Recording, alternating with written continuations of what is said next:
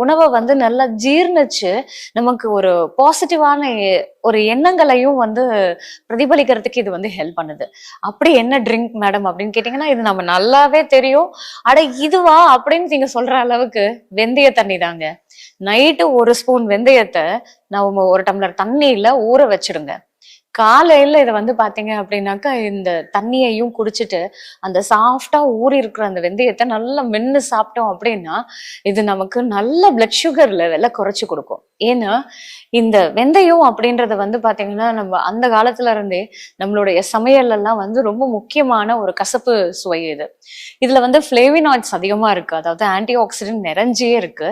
இது வந்து ஒரு சால்யூபிள் ஃபைபர்ன்னு சொல்லுவாங்க. கரையும் தன்மையுடைய நார்சத்து இதுல இருக்கிறதுனால நமக்கு அஜீரண தொந்தரவுகள் எதுவுமே ஏற்படாம நம்மளுடைய அந்த வயிறு பகுதியெல்லாம் இருக்குல்ல, இந்த குடல் வயிறு இதெல்லாம் வந்து சாஃப்டான டிஷ்யூஸ், அதோடைய அந்த மென்மைத்தனத்தையும் வந்து நல்லா மெயின்டைன் பண்ணி நமக்கு அந்த மொட்டிலிட்டியை, அதாவது அதோடைய ஓட்டத்தை வந்து சீர் செய்யறதுக்கு இது ஹெல்ப் பண்ணுது.